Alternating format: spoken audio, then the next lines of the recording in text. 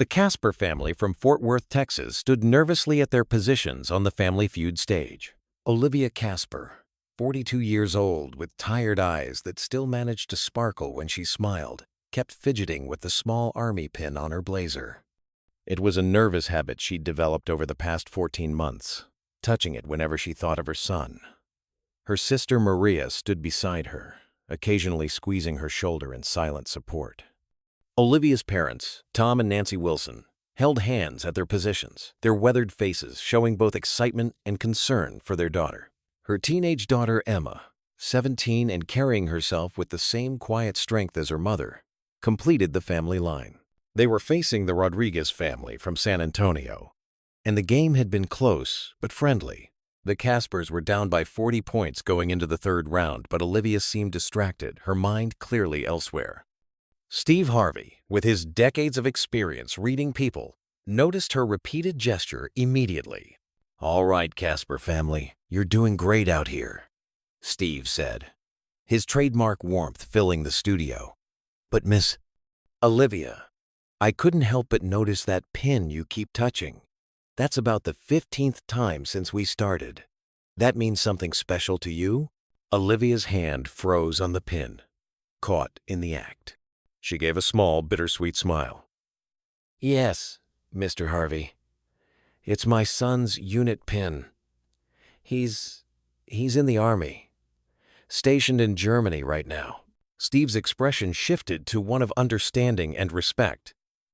He'd interviewed enough military families to recognize the particular weight they carried. Germany? How long has he been over there? 14 months, Olivia said, her voice catching slightly on the number. Each month had felt like a year. He's an Army medic with the 21st Theater Sustainment Command in Kaiserslautern. That's a really long way from Texas. The audience gave a warm round of applause, as they always did for military families. Steve nodded with genuine respect. An Army medic. That's important work. How old is he? 23, Olivia replied. And a proud but pained smile crossed her weathered face. He enlisted right after his 21st birthday. Said he wanted to help people, to make a difference. He's always been like that, even as a little boy. Always putting Band-Aids on his sister's dolls, pretending to be a doctor, wrapping up the neighbor's cat when it got a scratch. Emma spoke up from her position at the end of the family line, her voice carrying the particular ache of a younger sibling missing her protector. "He used to practice taking my temperature with a toy thermometer when I was little. Drove me crazy then, but now." Her voice trailed off, and she wiped at her eyes quickly, embarrassed by the sudden emotion. "When was the last time you saw him?" Steve asked gently, recognizing the family's pain. Olivia took a deep breath, steadying herself before answering. "Last January. He got 2 weeks of leave, and we spent every second together. Didn't waste a minute. But it went by so fast, like trying to hold water in your hands. You know, Mr. Harvey, I work 2 jobs. I'm a cashier at H-E-B during the day, and I clean offices at night. I've been saving every penny, every dollar, trying to get enough money to fly to Germany to see him, but it's so expensive." Tom Wilson, Olivia's father, leaned forward from his position, his voice gruff with frustration at their financial limitations. "We all pitched in for Christmas, tried to surprise her with plane tickets, but with the cost of everything these days, groceries, gas, medicine, we could only get about halfway there. It about broke my heart to see her face when she realized it wasn't enough." "He calls when he can," Olivia continued, her fingers unconsciously reaching for the pin again. "But with the time difference, 7 hours, and his duty schedule, sometimes we go weeks without hearing his voice. He texts, sends pictures of himself in his uniform, smiling, trying to show us he's okay. But it's not the same as having him home, being able to touch his face, make sure he's really all right." Steve's expression had grown increasingly sympathetic as the story unfolded. "What kind of work does he do over there as an Army medic?" Olivia's posture straightened slightly, maternal pride temporarily overcoming her sadness. "He's assigned to the Landstuhl Regional Medical Center. It's the largest American military hospital outside the United States. He helps treat service members from all branches, military families, retirees, anyone who needs help. He told me just last month they had these terrible rains in the Rhineland region, flooding everywhere, and his unit went out to help evacuate elderly German civilians from a nursing home that was threatened by the water. They worked for 36 hours straight, Emma added, her voice filled with awe at her brother's dedication. Michael said they helped 43 people, got them all to safety before the building flooded. The local mayor even wrote a letter thanking the American forces. Mom has it framed on her dresser. Maria, Olivia's sister, chimed in from her position beside her, unable to keep the pride from her voice. What she's not telling you is that Michael personally helped evacuate 7 elderly residents who couldn't walk, carried them on his back, one at a time, through knee-deep water. One elderly German man was a veteran himself, served many years ago, and he was so grateful when this young American soldier helped him to safety that he gave Michael his old service medal. Said one soldier to another, it was the least he could do. Steve shook his head in admiration, genuinely moved by the story. That's what I'm talking about. That's what our military does. Not just protecting America, but helping anyone in need. Being good ambassadors, good neighbors. You must be so proud. I am, Olivia whispered, and now the tears she'd been fighting finally began to fall. So proud it hurts, but I also I miss my boy. I miss him so much it's like a physical ache. He's missing everything. Emma's senior year, her volleyball games where she's team captain now, her college applications that she needs his help with. His grandpa's 75th birthday last month, we had to hold the phone up to the cake so he could blow out the candles over video call. Just life. He's missing life. And you're working 2 jobs trying to save money to see him, Steve said softly. That's a mother's love right there. I'd work 10 jobs if it meant I could hug him again, Olivia said firmly. Her jaw set with determination even as tears streaked her cheeks. But I'm still about $800 short, and his tour doesn't end for another 10 months. 10 more months of empty chairs at dinner, of his bedroom gathering dust, of Emma looking lost without her big brother. Steve was about to respond when he noticed his executive producer Marcus Freeman making urgent gestures from behind the cameras. This was highly irregular. Freeman never came on set during taping unless something significant was happening. Hold on just one moment, Casper family, Steve said, his brow furrowing in confusion. My producer is. Marcus, what's going on over there? Freeman approached with a tablet in hand, his expression unreadable but intense. Steve, we just received an urgent video message from Germany, from the 21st Theater Sustainment Command. They said it's time-sensitive and relates directly to the Casper family. Olivia's face went white as paper. Her hand clutched Maria's arm so tightly her knuckles showed. Oh God, is Michael okay? Did something happen? Please tell me nothing happened to my boy. Ma'am, everything is fine, Freeman assured her quickly, seeing the naked terror in her eyes. Better than fine, actually. They insisted we play this message right now. Said it absolutely couldn't wait. A large screen descended behind the Family Feud set. The studio lights dimmed slightly as the video began to play. On screen appeared a serious-looking Army officer in dress uniform, his bearing radiating authority and purpose. Good afternoon. I'm Colonel James Patterson, commander of the 21st Theater Sustainment Command in Kaiserslautern, Germany. I'm sending this message regarding one of our outstanding soldiers, Private First Class Michael Casper. Olivia gripped her sister's hand so tightly, Maria winced. The whole family leaned forward, hanging on every word. 2 weeks ago, PFC Casper performed extraordinarily during community support operations in the Rhineland-Palatinate region following severe weather and flooding. His quick thinking and medical expertise helped numerous civilians in their time of need. But what you may not know is what happened after the official operation ended. The video showed footage of American soldiers in rain gear helping civilians, water everywhere, the kind of scenes that made mothers' hearts stop beating. After working for 36 consecutive hours, PFC Casper learned that a local community center's youth sports program was without first aid supplies due to the flooding. The young athletes couldn't return to play without proper medical clearances. Without being ordered, without seeking recognition, he organized a volunteer team of off-duty medics. They used their personal time and resources to establish a temporary medical station. The screen showed photos of Michael and other soldiers with German children in sports uniforms, setting up medical equipment in what looked like a gymnasium. Michael was kneeling beside a young boy, carefully examining his knee with the same gentle concentration he'd once used on his sister's scraped elbows. The community center director, Herr Klaus Weber, contacted our command to express his gratitude.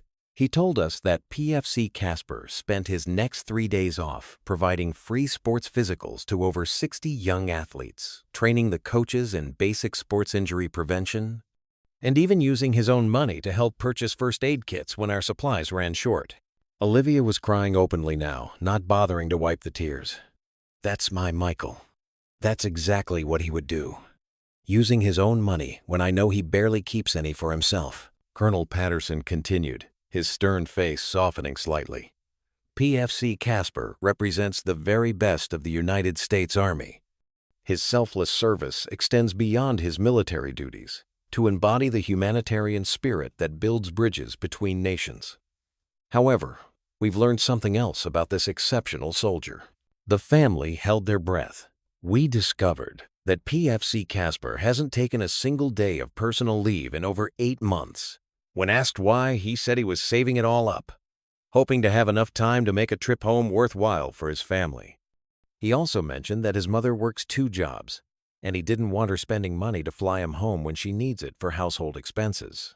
Emma started crying. He told me he was too busy to take leave. He said the hospital needed him. I didn't know he was saving it for us. Well, the United States Army takes care of its own, Colonel Patterson said. And now there was a hint of a smile on his weathered face. And when one of our soldiers demonstrates such exceptional service, both in uniform and out, we take notice. PFC Casper's chain of command, all the way up to the commanding general of U.S. Army, Europe and Africa, has authorized something special. The screen changed to show Michael in his ACU uniform, standing in what appeared to be an airport. He was trying not to smile, but his eyes were bright with excitement.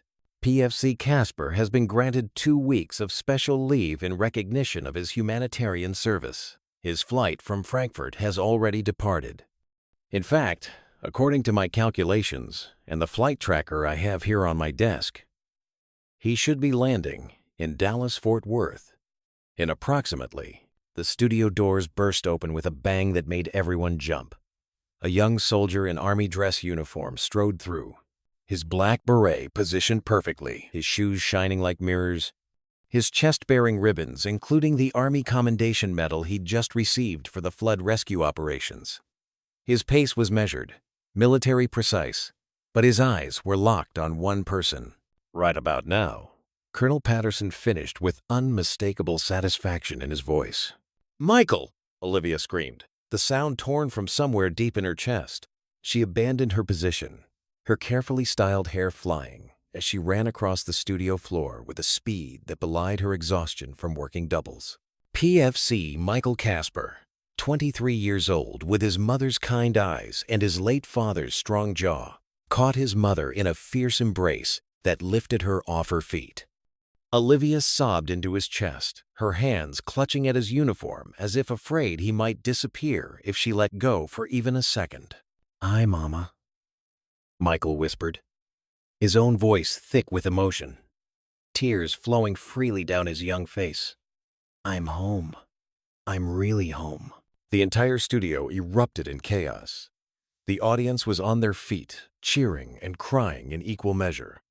Steve Harvey, who had seen countless surprises on his show, who prided himself on professional composure, was visibly moved, dabbing at his eyes with his handkerchief while shaking his head in wonder. Emma ran to join the embrace, launching herself at her brother with abandon. "You liar! You said you were too busy. You said the hospital needed you." "They did need me," Michael laughed through his tears, holding his sister with one arm while keeping the other around his mother. "But you needed me more. You all did. Maria and the grandparents joined the family huddle, and for a moment they stood there in the middle of the Family Feud stage, just holding each other, 14 months of separation melting away in an instant. The competing Rodriguez family applauded just as enthusiastically as everyone else, the mother wiping her own eyes as she watched the reunion. "I don't understand," Olivia managed between sobs, pulling back just enough to look at her son's face, to touch his cheek, and confirm he was real. "How? The colonel said you saved your leave, but the flight, how did you afford?" "Michael, I know what plane tickets cost." Michael's face colored slightly as he reached into his pocket and pulled out an envelope. "Mama, remember all those care packages you sent? Every single month, even when I told you I didn't need them? And the money you kept sending for fun money? Every dollar you insisted I spend on myself, even though I knew you were picking up extra shifts to send it?" Olivia nodded, confused. "I saved it all. Every penny. 14 months worth. I was going to use it to fly you to Germany for Christmas, surprise you at your hotel. But then the colonel called me into his office last week." Steve Harvey approached with his microphone, giving the family a moment to compose themselves. "Michael, can you tell us what happened?" Michael stood at attention briefly out of habit, then relaxed, keeping one arm around his mother and the other around Emma. "Mr. Harvey, after the flood operations, we received a formal commendation from the German government. The story made it to the Armed Forces Network, and apparently someone at Fort Sam Houston saw it. That's where the Army Medical Department Center and School is located." He paused, his excitement barely contained. "They track exceptional medics throughout the Army, and I've been selected for the Inter-Service Physician Assistant Program. If I complete the prerequisite courses, the Army will send me to Physician Assistant School. I'll be able to serve as a medical officer, sir." Olivia's hand flew to her mouth. "Michael, that's what you always dreamed of, ever since you were little." "Ever since." She couldn't finish, but they all knew she meant, since his father's death. "And the best part, Mama? The prerequisite courses? I can take them at the University of Texas at Arlington. I'll be stationed at Fort Sam Houston in San Antonio for the next 2 years minimum. That's only 4 hours from home." "4 hours, Mama. I can drive home on weekends." Fresh tears streamed down Olivia's face, but these were different tears. Tears of joy, of relief, of prayers answered. "You're coming home? Really home? Not just leave, but stationed where I can see you?" "Really home," Michael confirmed, his own voice breaking. "My report date isn't until mid-January, which means I get to spend Thanksgiving with your cornbread stuffing, Christmas with Grandma's tamales, and New Year's with all of you. And after that, I can drive home whenever I get a weekend pass." Emma tugged on her brother's sleeve, her 17-year-old dignity forgotten. "You'll be here for my graduation? Really here? Not on a phone screen?" "Wouldn't miss it for the world, Em. Already got approval from my future command. Front row seats for my baby sister walking across that stage." Steve turned to address the camera and audience, his voice carrying the weight of the moment. "Ladies and gentlemen, we talk a lot about supporting our troops, and it's easy to put a yellow ribbon on our cars and call it done. But sometimes we forget about the families. The mothers working multiple jobs while checking their phones constantly for messages. The sisters growing up via video chat. The grandparents celebrating milestones through a screen." He looked at the reunited family, still clinging to each other. "And we forget that our service members aren't just warriors trained for conflict. They're healers, helpers, builders of international friendships." PFC Casper here spent his free time helping German youth return to sports after flooding. Not for recognition or reward, but because that's what Americans do at our best. We help. The video screen came back to life with another message. This time, an elderly German man with kind eyes and silver hair appeared on screen. "Hello, I am Herr Klaus Weber, director of the Gemeindezentrum Kaiserslautern." His English was accented but clear, each word carefully pronounced. "I wanted to say to Michael's family, you raised a wonderful young man. When our young athletes needed sports physicals to return to play after the floods, he came. Not because he had to, but because he heard we needed help. The screen showed photos of Michael teaching German youth proper stretching techniques, checking athletes for injuries, making them laugh with what appeared to be very bad attempts at German jokes during examinations. One young footballer, Eric, was afraid he could never play again after injuring his knee during the evacuations. But your Michael? He spent over 1 hour doing proper assessment, showing him strengthening exercises, explaining everything in the little German he had learned. That is not just medical training. That is heart. He smiled warmly. We call him der gute Amerikaner, the good American. Every young athlete now wants to be doctor or soldier when they grow up, just like Michael.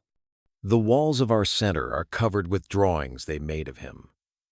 Thank you for sharing him with us. He is always welcome in our community.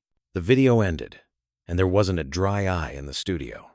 Even the camera operators were wiping their faces, and one sound technician had simply given up and was openly sobbing. Steve turned back to Michael. Son, I have to ask, what made you choose to serve? What made you decide to be an army medic? Michael straightened slightly, his face growing serious. My dad passed when I was 15. Pancreatic cancer. I watched the nurses and doctors take care of him. Saw how much comfort they brought not just to him, but to our whole family. One nurse, she held my mom's hand for 2 hours after he passed. Never said she had other patients waiting, never made us feel rushed. I knew then I wanted to do that for others. He glanced at his mother, his eyes soft with understanding of her struggles. But Mama was already working so hard just to keep us in our house, to keep food on the table, to make sure Emma had everything she needed. College seemed impossible. Then I learned about the Army's medical programs. I could serve my country, get world-class medical training, help people, and eventually use the GI Bill for further education. It was the best path to achieve my dreams while honoring my dad's memory. He would be so proud, Olivia whispered, her voice breaking. So proud of the man you've become. There's more, Michael said, reaching into another pocket. This time he pulled out a challenge coin, its surface gleaming under the studio lights. This is from the commanding general of U.S. Army Europe and Africa. But it's not just for the flood response. He turned to the audience, holding the coin up. 3 months ago, we had a German teenager brought into Landstuhl after a serious car accident. He needed a rare blood type for surgery, AB negative. I'm AB negative. Without hesitation, my whole unit lined up to get tested, and 3 of us were matches. We donated immediately. The teenager's name was Eric Bauer, Michael continued, his voice growing warm with the memory. 17 years old, wants to be an engineer. He's fully recovered now. Back in school. Last week he sent me a letter. He's been accepted to Technical University early admission, and he said he wants to study biomedical engineering to help create better medical equipment for trauma patients. He said if an American soldier could save his life, he wanted to dedicate his life to saving others. He handed the coin to his mother with reverence. The general said this represents how medical diplomacy saves lives and builds alliances. 1 pint of blood created a lifetime connection between our countries. But really, it's just about people helping people. Tom Wilson, Michael's grandfather, spoke up from where he stood, his voice gruff with emotion. That's our boy. Just like when he was 10 and gave all his birthday money to that family whose house burned down. Remember that, Olivia? Grandpa, Michael said, blushing deep red. No, they should know. Nancy Wilson, his grandmother insisted, dabbing at her eyes with a tissue. This is who he's always been. In high school, he started a first aid club, trained 40 students in CPR on his own time, no extra credit, just because he thought it was important. One of those students saved her father's life 2 years later using what Michael taught her. The father still sends Christmas cards. Steve shook his head in amazement. And you're only 23. Most 23-year-olds are still trying to figure out their lives, maybe focused on video games or parties, and you're out here saving lives and building international relationships. I'm not special, Mr. Harvey, Michael said with genuine modesty. There are thousands of medics like me serving all over the world. We just do our jobs, taking care of people. Whether they're American soldiers, German flood victims, or scared kids at a community center. That's what we're trained for. That's what we signed up for. But you used your own money for those first aid kits, Steve pointed out. That's above and beyond. Michael shrugged, uncomfortable with the praise. Those kids needed proper equipment to play safely. I had some money saved. It wasn't a hard decision. You should see their faces when they score a goal. That's worth more than any amount of money. Olivia looked at her son with a mixture of immense pride and sudden concern. Michael, honey, how much of your pay have you been sending home? Michael looked anywhere but at his mother. That's not important, Mama. Michael Anthony Casper, you answer me right now. Maybe. Half? He admitted quietly. Half? Olivia exclaimed, her mother's instincts immediately kicking in. Michael, you need that money. For food. For things soldiers need. No, Mama, you need it more, Michael said firmly, meeting her eyes now. I know how hard you've been working. I see the timestamp on your texts. 2 a.m, when you're between jobs. I've got free room and board, free meals, free health care. You're the one paying rent, utilities, M's school expenses, Grandpa's medications. It's the least I can do. Emma spoke up, her voice small. He's been paying for my SAT prep courses. Told me it was a scholarship, but I found out last month when I called to thank them and they said it was coming from an account in Germany. Michael ruffled his sister's hair affectionately. You're going to college, Em. First person in our family to get a 4-year degree. That's non-negotiable. Dad would have wanted it. Steve addressed the audience. This is what service looks like, folks. Not just in uniform, but in every aspect of life. Now, Michael, I understand you have some people you wanted to thank? Michael nodded and turned to face the camera directly. First, my unit, the 557th Medical Company. You all covered my shifts so I could make this surprise happen. Martinez, Johnson, Chen, Williams, Rodriguez, you're the best battle buddies anyone could ask for. Hooah! A section of the audience erupted in cheers and military calls, and the cameras panned to show a group of soldiers in dress uniforms, clearly Michael's buddies who had somehow made it for the surprise. Wait, the whole squad is here? Michael asked, stunned. Couldn't let you have all the fun, Casper, one of them called out. Besides, someone had to make sure you didn't chicken out. Michael laughed, wiping at his eyes, then continued. I also want to thank my NCOs, Sergeant First Class Rodriguez and Staff Sergeant Thompson, who recommended me for the physician assistant program and wrote letters of recommendation that apparently made someone at the Pradacoms selection board cry, and to my commanding officer, Captain Jennifer Walsh, who's watching from Germany. Ma'am, thank you for believing in me and for approving this leave so quickly. He turned back to his family, his voice growing thick with emotion. But mostly, I want to thank my mom. Mama, you worked double shifts on my birthdays, so Em and I could have cake. You wore the same shoes for 3 years, so I could have football cleats. You never complained, never made us feel like burdens, even when I know you were exhausted. Everything I am, every life I've been able to help save, every person I've been able to comfort, it's because of you. You taught me that loving people means sacrificing for them, and you showed me that every single day. Olivia was sobbing again, holding her son tightly, unable to speak. Steve gave them a moment, then said, Michael, we have one more surprise for you and your family. The Steve Harvey Foundation has been watching this story unfold, and we were moved by your service and your family's sacrifice. An assistant brought out a large ceremonial check, and the audience began applauding before Steve even announced the amount. The Steve Harvey Foundation would like to present the Casper family with $25,000, $10,000 for Emma's college fund, because we believe in investing in education, $10,000 to help with household expenses, because no military family should struggle while their soldier serves, and 5,000 specifically earmarked for the family to visit Michael wherever he's stationed, whenever they want. The family stood in shock. Olivia's legs nearly gave out, and Michael had to support her. Additionally, Steve continued, as the surprises kept coming, Southwest Airlines has provided round-trip tickets for the entire family to visit Michael during his training in San Antonio, anytime they want, for the next 2 years. They said, it's the least they can do for a soldier who represents the best of America. I don't. And one more thing, Steve said, clearly enjoying himself now. Michael, the University of Texas at Arlington, heard about your selection for the physician assistant program.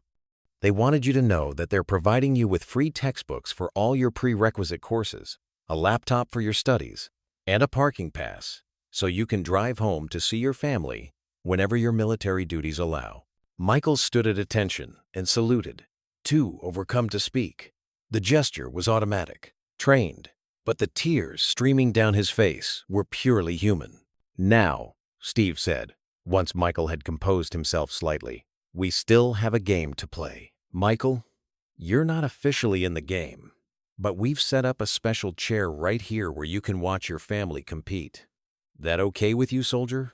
Roger that, Mr. Harvey, Michael said, his voice hoarse with emotion. Best seat in the house.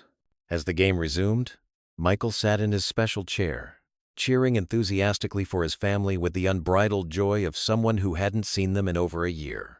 During every commercial break, his Army buddies came down to the stage, creating an impromptu military family reunion. Sergeant Martinez shared stories with Steve about Michael's service that made his mother beam with pride. This kid, Martinez said, gesturing at Michael, tutored soldiers trying to earn their EMT certifications during his off hours. Never asked for anything in return.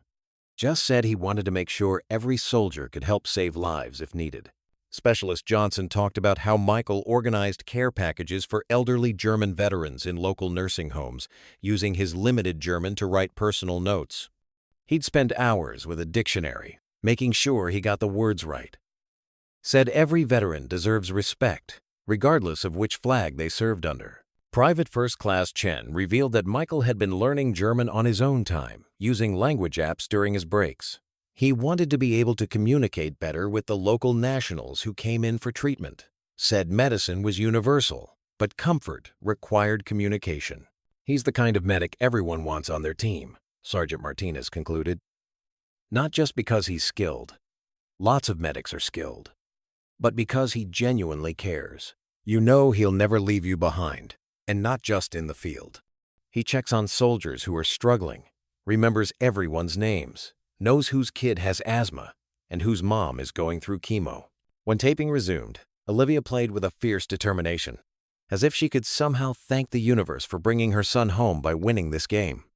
Every answer she gave, she'd look over at Michael, who would give her a thumbs up or an encouraging nod. Their years of separation dissolved by his presence. During the fast money round, the tension in the studio was palpable. The Casper family needed 150 points to win the $20,000 prize.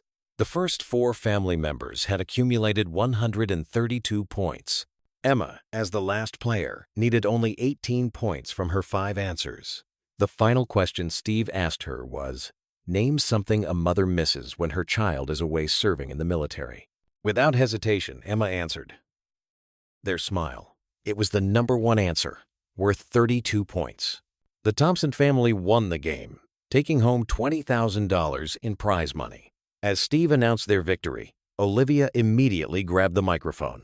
Steve, Mr. Harvey, we want to donate half of this to the Fisher House Foundation, she said, her voice strong and clear, despite her tears. They provide housing for military families when their loved ones are in the hospital. No family should have to choose between being with their soldier and paying for a hotel room.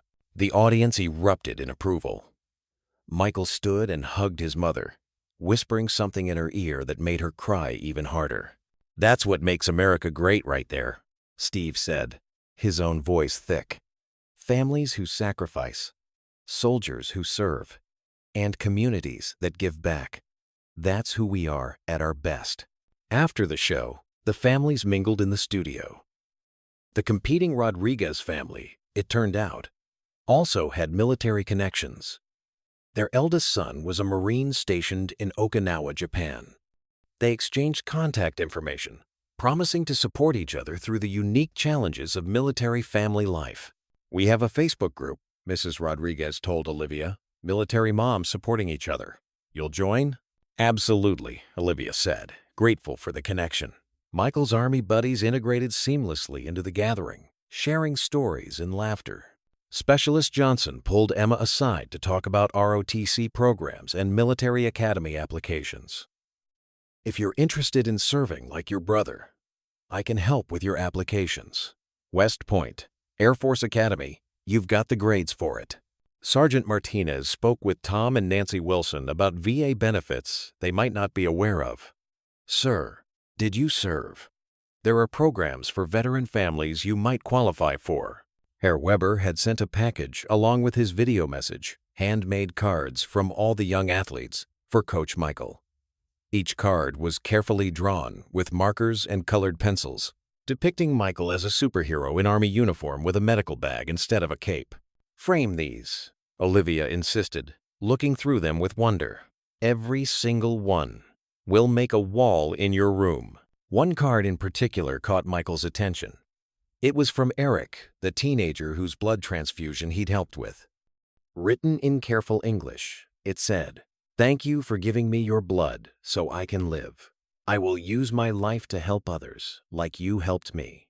Maybe one day I will save an American and we will be even. Your friend forever." As the day wound down, Michael found himself in a quiet moment with Steve Harvey, away from the cameras and crowds. "You know what strikes me most about your story?" Steve asked. "It's not the heroics during the flood or even the community center work. It's that you've been sending half your pay home. That's the kind of quiet sacrifice that nobody sees, but makes all the difference." Michael nodded thoughtfully. "Mr. Harvey, when I was in basic training, my drill sergeant told us something I'll never forget. He said, 'The Army will teach you to be a soldier, but your character determines what kind of soldier you'll be.' My character comes from my family, from watching my mom never give up even when Dad got sick, from knowing my dad would expect me to take care of them. He couldn't, so I have to." "And the medical work?" Steve asked. "What drives that passion?" "Everyone deserves care when they're hurting," Michael said simply. "Doesn't matter if they're American, German, military, civilian, adult, or child. Pain is universal, but so is compassion. That's what I learned watching my dad in hospice. The nurses who held his hand meant as much as the doctors who managed his medications. Sometimes healing isn't about medicine. Sometimes it's just about being present." Steve nodded slowly. "You're going to make an outstanding physician assistant." "I hope so," Michael said. "The Army's investing a lot in me. I plan to give them and my community the best years of service I can. And when my commitment is up, maybe I'll keep serving as a civilian. There are a lot of underserved communities in Texas that need medical providers." As the Casper family finally prepared to leave the studio, Michael walked arm in arm with his mother. Olivia hadn't let go of him for more than a few seconds since his arrival, as if 14 months of separation had left her with a deficit of contact that she was determined to fill. 2 weeks, she kept repeating, like a mantra.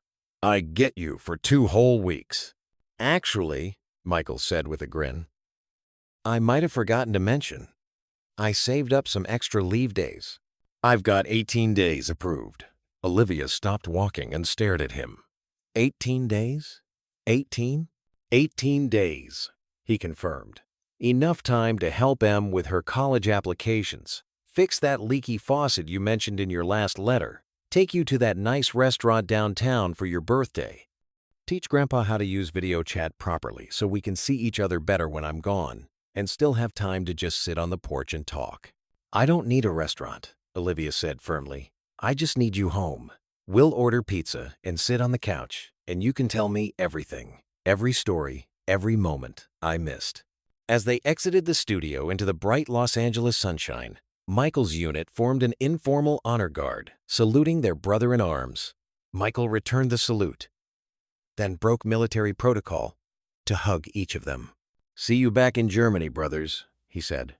"Hold it down while I'm gone." "Roger that, Doc," they replied in unison.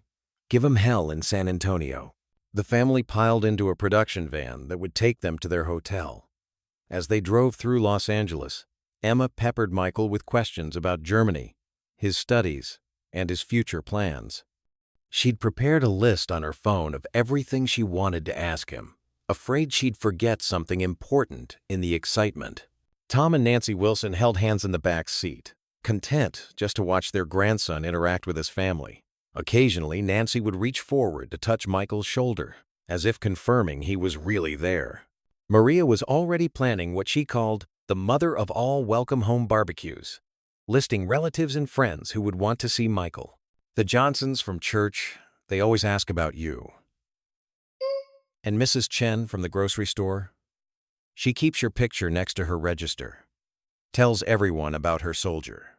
But Olivia was quiet, simply holding Michael's hand and occasionally reaching up to touch his face, to run her fingers through his military short hair, to straighten his already perfect uniform. "Mama?" Michael asked softly. "You okay?" "I'm perfect," she whispered. "My boy is home. Everything is perfect." That night in their hotel room, the family stayed up until 3 in the morning talking. Michael showed them pictures from Germany, the medieval castles he'd visited on rare days off, the Christmas markets that reminded him of home, the mountains that took his breath away. He showed them videos of the community center youth trying to pronounce Private First Class Casper in their accented English, dissolving into giggles at their attempts. He told them about the hard days, too, the loneliness of holidays spent in the barracks, the exhaustion after back-to-back 12-hour shifts, the weight of responsibility when treating injured soldiers who were someone else's children. He talked about missing Emma's first driving lesson, his grandfather's minor surgery, his mother's birthday. He admitted to crying in his barracks room after particularly difficult video calls, when the distance felt like a physical weight on his chest. "But every hard day was worth it," he said, looking around the room at his family. "Because I knew I was serving for you, for families like ours, to make sure other kids get to grow up safe and free.